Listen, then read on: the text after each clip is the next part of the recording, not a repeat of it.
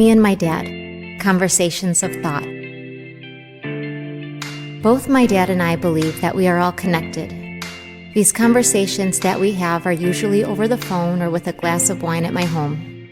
Where these thoughts come from? Not quite sure, but they sure make interesting conversations. I hope that they encourage you to open yourself up to your own thoughts, dreams, and experiences, because I believe the universe, God, angels, or other spirits are always giving us guidance. Hi, Dad. What's the topic today? Hi, Ronnie. Hi, Dad. What's the topic today? Well, today I want to talk about something that I woke up the other day thinking that we should always be empty. We have a lot on our mind, right? And it's hard to get the right answer if we're always so full of things. I was thinking that, we really should be helium. We should rise, we should have that ease. We should not worry about gravity. We could float a hot air balloon. Mm-hmm. And what it was is that only flies if you let go of the sandbags.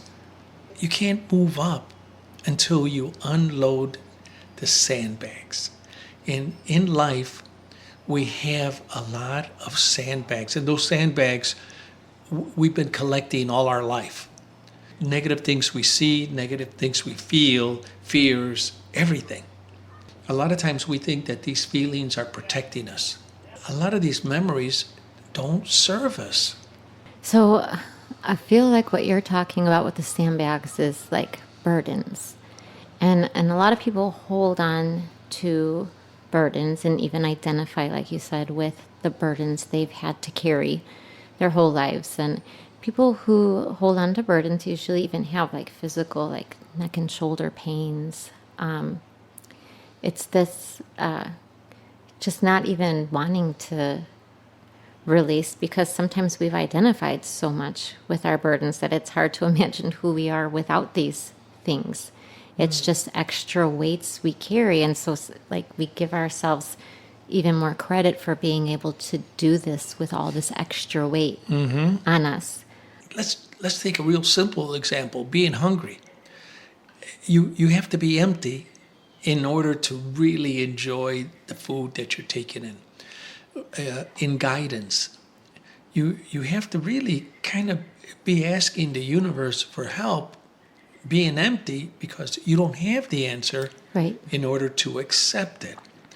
And I feel that a lot of times, even I learned this when I was making a presentation. I had to fly out to New York and do a 15-minute presentation. That's all it was, 15 minutes. What am I going to say within those 15 minutes? There's only so many words that you can say. I want to make sure that I say everything that I have to say. Well, I took a different approach. I said, I know everything that I know. All right, if I forget something, I forgot it, but it wasn't meant to be said. So I slept really good that one night because I didn't worry about it. It's almost like how we do these podcasts. We don't prepare. It's just, let's just say a topic and we're going to run with it. Well, what I learned on that one meeting was that I didn't have to prepare, and I was really listening to the other person and their concerns or their questions. And it was just so much better. And it was, again, this feeling of being empty and just reacting to the things, or that acceptance of what is to come in that moment. So like a lot of times when people feel the need to carry burdens, it's because they feel alone in whatever situation they're in. Like they're the only ones that can do this. They're the only ones that can handle these situations, take care of it just does feel like everything is on them. And that actually has a lot to do with not having trust that like the universe has your back. Yeah. that you have like other help and guidance here. And so when you can't trust, then you really can't like let go of these things. Like who if it's all you, who do you let it go to? Who do you give it to? You have to be able to, like, we take out our trash because the garbage man comes and gets it. Like, who's gonna take over your burdens? Nobody is what it feels like. You know, there's not gonna be someone that comes along and takes away your burdens for you. But you have to try to understand that there really is other energy out here that is saying, please let this go. Please stop thinking this is all yours and you're the only one. Like, ask us, ask the universe, ask for help in these situations so that this can really be released, so that we can become empty, so that we can be more open. Because if everything's on you, of course you have to come up with all the answers. How can you be empty? You have to know everything. Everyone's coming to you. Everyone wants to know, what are we going to do? What are we going to do? And you're the one that has to say what we're going to do. So you have to have the answers. Like, you can't be empty until you realize you can. And it'll probably be better if you were coming from a more empty place and getting a little bit more clarity rather than just doing the same thing over and over. But I was going to take this opposite, because when you first started talking about everything, I thought like being empty is kind of like being grounded, which to me is the same thing as that, like trusting that you're not doing this by yourself. Because if you're not grounded, it's like live wire, like electric wire. So everything is like dangerous and staticky, and so you have to always ground your energy. You have to be grounded enough to even get to the point where you can allow things to be let go. Like if you're too staticky and anxious and worried and stressed, then you're never going to be able to get to that point where you're going to even think you can ask the universe for a little bit of help here. So I would think like you have to find a way to get grounded. And even thinking of that as like crazy electric energy, and how do you ground this energy? Like, it's not just spiritual. This is like real scientific stuff. Like, this energy needs to be grounded. Otherwise it's dangerous. So we have to realize that when we're in that state, it's dangerous for us. It's dangerous for our physical bodies, even to have your nervous system all electrified like that all the time. Right. So you have to find a way to ground, to calm, to trust. Right. And I think you said something, that the feeling that you're not doing it alone. Because I think that's the worry. You know, you have to put so much trust in that everything is going to work out the way it's supposed to work out. When I did that presentation, 15-minute presentation, I was enjoying it so much, and because I was so open, they only gave me 15 minutes. That 15 minutes turned into 30 minutes, because that person that I was giving my presentation wanted to learn more, and we were having such a great time. It was a presentation without fear, if you could think of it that way. And I was really I was able to read the person a little bit better as to their needs and who they really were. I was really going beyond what I would have done had I prepared and been worried and had all that fear in me. Where all these thoughts came from, I really don't know. I just really enjoyed it. Yeah, but that's it. Like, I think of like a boxing coach. You know, the boxer's getting ready, and the coach is like, "Who's the best? Who's the best?" Who's the best? Like, I'm the best. I'm the best. And like, who were you talking to in that moment before? Like, don't worry, I don't have to prepare. I know what I'm talking about. I'm gonna listen. I'm gonna, like, who are you talking to? Like, you're talking to your coach. I would call it your higher self. Like, but you are talking with the universe. Who, especially when these thoughts come that are calming you down, like you can't calm yourself down when you're nervous about things. But when you let in like those voices to come and like, don't worry, you got this. Just trust yourself and just you know the answers. And so like, who are you talking to? You're not alone. Like you are getting these answers from somewhere higher.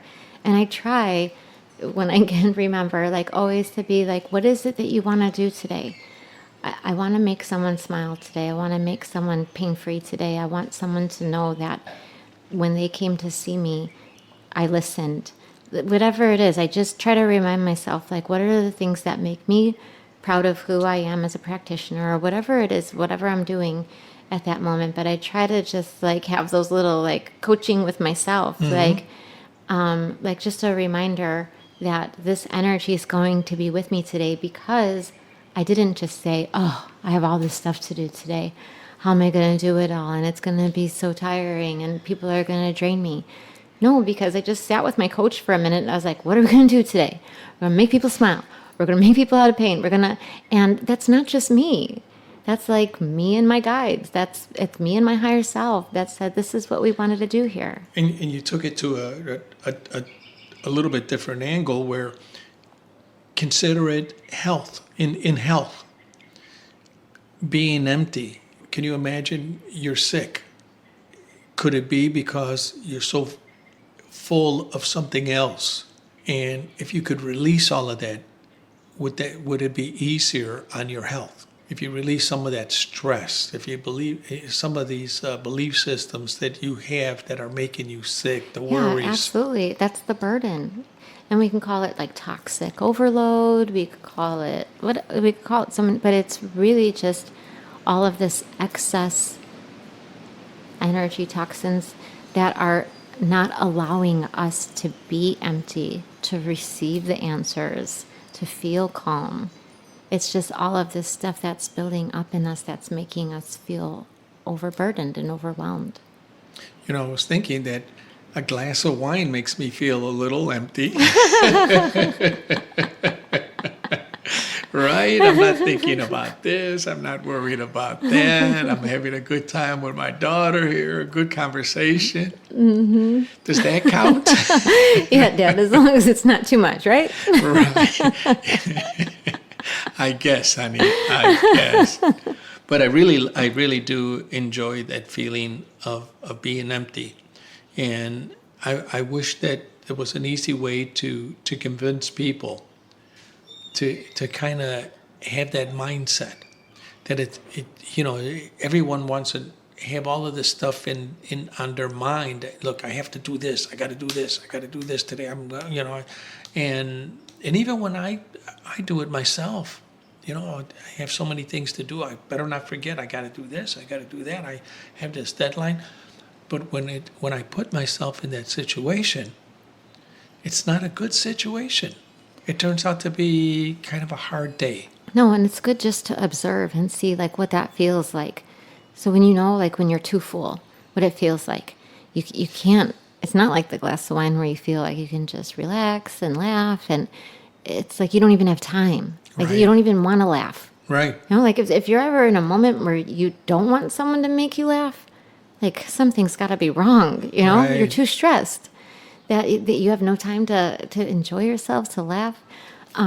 So you just have to observe yourself, observe your body, like the aches and pains. If you're getting aches and pains, if you're not sleeping, you're too stressed. You need to ground. You need to but sometimes we don't even realize that we're living in that way, that we're not empty. You hit on something that made a lot of sense to me. If you're laughing, if you're smiling, you're on path. You're empty, right? Yep. And that's a good thing. That's what you used to say, though. How do you know if you're on path? Oh. You'd say. If you're smiling, You're smiling. Yeah. Well, honey, right now I'm feeling empty and so full both ways. And I'm not saying that because I'm drinking the wine. But I truly enjoy these talks, and thank you, honey. Thank you, Dad.